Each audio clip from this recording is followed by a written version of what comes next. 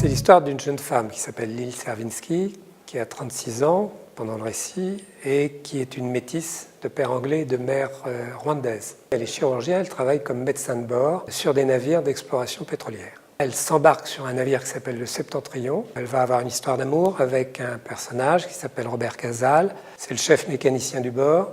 Il n'y a pas du tout jamais d'intention de la part de l'un ou de l'autre de rentrer dans une histoire de capture, de dévoration de l'autre. Il n'y a pas de relation charnelle entre eux. Ils sont un peu des praticiens, littéralement parlant, de la sentence de Lacan, dit il n'y a pas de rapport sexuel. Mais c'est un amour extrêmement solide, un amour de pure fraternité. Et on peut évoquer à leur propos les personnages de Heathcliff et de Catherine, dans le roman d'Emily Brontë, Les Hauts de Hurlevent, sont un peu des êtres qui se chargent l'un l'autre d'électricité.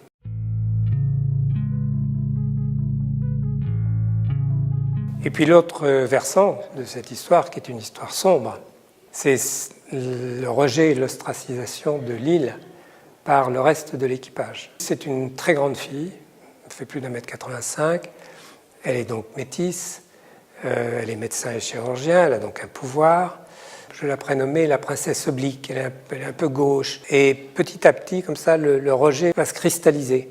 En plus, elle a des comportements un peu particuliers. D'abord, elle est très peu sociable, elle parle à peu de gens, et les seuls avec qui elle a une relation sociale, en dehors bien sûr des moments qu'elle partage avec Robert, ce sont les obscurs et les sans grade du bord. En plus de ça, on l'a vu déclamer des poèmes face à l'océan, donc les gens sont un peu surpris.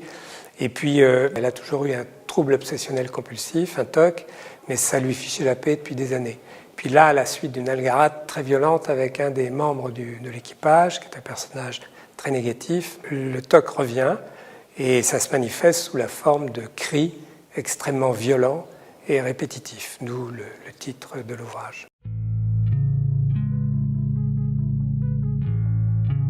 Lyle, dame de corps et d'esprit, est une nomade.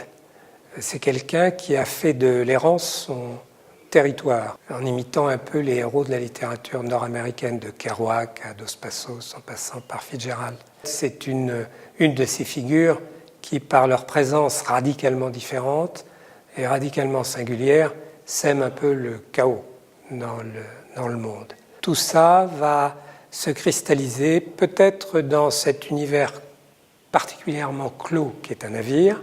On peut dire qu'en ces temps où se célèbre peut-être la victoire apparente de l'individu roi, en ces temps aussi de repli sur le territoire, derrière les frontières, les murs, on connaît le problème, et de crispation identitaire, cette éthique d'indépendance absolue, de liberté, de non-soumission aux représentations dominantes, ça passe pas et ça va tellement peu passer que le drame va se nouer. Et peu à peu, donc, Lyle va devenir l'étrangère avec un grand E, l'alien féminin.